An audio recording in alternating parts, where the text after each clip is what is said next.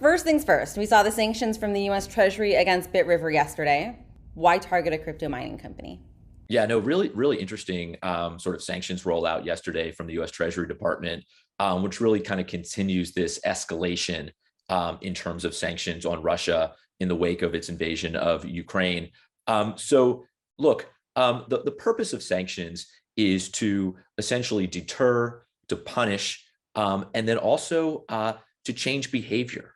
But there's sort of another piece as well, and that is to ensure that sanctioned individuals, sanctioned entities are not evading sanctions. So why, as you asked, sort of why BitRiver, why crypto mining? Look, essentially, cryptocurrency mining is these giant warehouses or server farms where you are using energy to essentially run programs and servers, and those programs ultimately mine cryptocurrency, Bitcoin. So Russia is essentially utilizing its natural resources in order to create value, and that is really what these sanctions are intended to do: to stop Russia from using its energy resources to create value. And that is sort of why the target, I think, in terms of BitRiver. One thing that's really important to note is that the crypto mining industry is tiny relative to sort of the overall sanctions that are happening in Russia today. We're talking about sort of taking out their top 10 largest banks, taking out the central bank, cutting off access to correspondent banking. I think the sort of crypto mining industry in Russia accounts for about $1 billion a year. That said, what you are seeing here is really the US and allies going after the means of production, stopping Russia from being able to use its energy resources, whether those are oil, whether they're gas, or in this case, energy resources to create value. So crypto is just a slice, and within it, mining itself is just a small portion. Going beyond mining, do you see these sanctions effectively targeting the rest of the crypto industry in Russia? Look, I think that Treasury and allies have been very, very careful to specifically go after sort of what I refer to as the illicit underbelly of the sort of overall crypto economy. We've seen them go after high risk exchanges, really going back even pre-invasion of Ukraine. The U.S. Treasury Department designated or sanctioned two non-compliant high risk exchanges that were Russia based. One was called SUEX and one was called ChatX. And essentially, those exchanges did not have compliance controls in place to stop ransomware, to stop sanctions evasion. And now, since the invasion of Ukraine, we've still seen Treasury continue that effort. So last week, they designated Hydra Market, which is essentially a Russia-based darknet market. We saw Treasury go after Garantex, which is another high-risk cryptocurrency exchange. Now, this designation of BitRiver is a little bit different because really what it is attempting to do is cut off Russia from accessing the tools that they need, the hardware, in order to mine Bitcoin. Because remember, the key to cryptocurrency is that it sort of lives and moves outside of the US or traditional financial systems. And this is sort of a continued barrage of sanctions to cut Russia off from the global financial system. How effective has the crackdown been on individual Russian wallets or some of the legislation in the EU so far? Yeah, no, look, we saw the EU, I want to say it was last week, come out and essentially ban EU cryptocurrency businesses from doing large transactions with Russian persons or Russian entities. And I believe that number was capped at about 10,000 euros. So really what the EU was attempting to do is say, hey, look, Russians writ large should not be doing high dollar value transactions with our exchanges. And the reason for that really is you've seen this laundry list of sanctioned individuals, Russian oligarchs, Putin's inner circle. But we have not seen any cryptocurrency addresses sanctioned with those individuals. So it is still hard for exchanges to tell, hey, is this a cryptocurrency address associated with a sanctioned individual? And this EU regulation attempts to solve that by essentially telling exchanges, look, you cannot transact or do large transactions with Russian individuals at all. And I think that's sort of a way to stop this idea of sort of either not having enough information to stop Russian sanctioned individuals, or quite frankly, stop them from using surrogates or other individuals, Russian individuals, from attempting to circumvent sanctions.